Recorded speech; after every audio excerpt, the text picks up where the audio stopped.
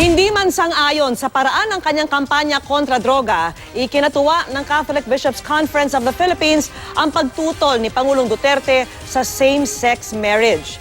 Dismayado naman ang ilang miyembro ng LGBT community at nakatutok si Sandra Aguinaldo. Sa isang pambihirang pagkakataon, magkakampi sina Pangulong Rodrigo Duterte at ang Simbahang Katolika. At ito ay sa usapin ng same-sex marriage o pagpapakasal ng mga pareho ang kasarian. Nang magsalita ang Pangulo sa harap ng Filipino community sa Myanmar. Yan ang kultura nila. Di kayo lang. Hindi pwede sa amin kay Katoliko kami. But there is the civil code which says that you can only marry a woman for a woman to marry a man. Yan ang batas natin. At bakit bakit papasok ito mga gender? Wala akong ang dalawang brother-in-law ko gay. May mga pinsan ako na gay. Wala akong pero kung saan ka pinuesto ng Diyos, diyan ka lang. Wag mong haluin kaming lahat.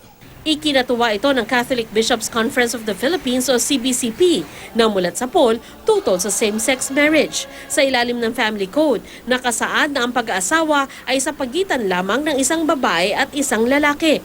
Tingnan mo yung Constitution natin, tingnan mo yung Family Code. So yung kanyang tinuran, hindi lang suporta sa simbahan yun eh.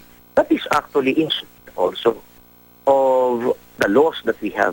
Dismayado naman ang ilang miyembro ng LGBT community, gaya ni Reverend Crescencio Agbayani Jr. ng LGBTS Christian Church na nagkasal kina Rosana Roses at kanyang partner noong December. Dismayado ako dun sa naging statement niya kasi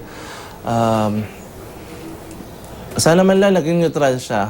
Gender equality raw ang hiling nila. Ibig sabihin, walang pagkakaiba sa trato, babae ka man, lalaki o LGBT. Nagbubuo din kami ng sarili namin pamilya. So hindi kami hiwalay sa ibang pamilya kung tutuusin. May pambawi naman ang kaalyado ni Duterte na si Speaker Pantaleon Alvarez na magsusulong ng civil union ng dalawang pareho ang kasarian. Upang sa ganon ay may mga karapatan din. Halimbawa, property relations between the two spouses ba tawag natin doon or partners, di ba? O yung right to inherit, right to adopt. Sandra Aguinaldo, nakatutok, 24 Oras.